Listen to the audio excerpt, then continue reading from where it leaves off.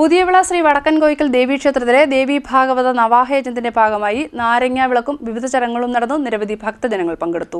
പുതിയവിള വടക്കൻകോയിക്കൽ ദേവീക്ഷേത്രത്തിലെ 28ാമത് ദേവി ഭാഗവത നവാഹയജ്ഞത്തിന്റെ ഭാഗമായി നാരങ്ങാവിളക്കും വിവിധ ചടങ്ങുകളും നടന്നു. രാവിലെ അഭിഷേകം, 6 മണിക്ക് ഗണപതി ഹോമം, 6:30 ലളിതാ സഹസ്രനാമ ജപം, ദേവി ഭാഗവത പാരായണം, ഗായത്രി ഹോമം, ഉച്ചപൂജ, ഭാഗവത സമീക്ഷ, അന്നദാനം, തുടർന്ന് നാരങ്ങാവിളക്ക് ചടങ്ങ് എന്നിങ്ങനെയാണ് നടന്നത്. നിരവധി ഭക്തജനങ്ങൾ ചടങ്ങിൽ പങ്കെടുത്തു.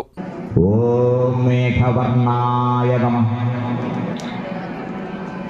ഓം കൃഷ്ണധ്വജപതാകവതേ നമഃ. ഓം തീക്ഷ്ണദംഷ്ട്രാകരാളകായ നമഃ. ഓം ശൂർപ്പാകാരാസനസ്ഥായ നമഃ. ഓം ഗോമേധാഭരണപ്രിയായ നമഃ.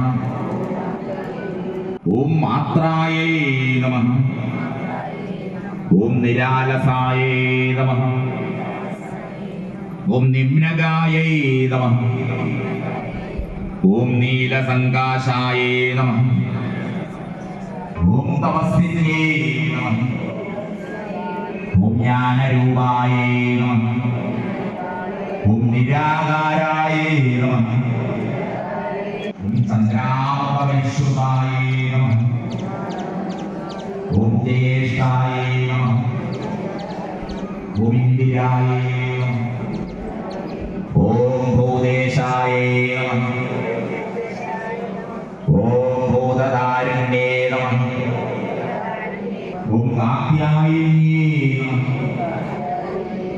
നാരങ്ങാവിളക്ക് ചടങ്ങിന് ശേഷം മഹാസരസ്വതി പൂജ, ക്ഷേത്ര ദീപാരാധന, ഭജന എന്നിവ നടന്നു. ക്ഷേത്ര ഭരണസമിതി ഭാരവാഹികൾ ചടങ്ങുകൾക്ക് നേതൃത്വം നൽകി. CDNet news, Kayamkulam.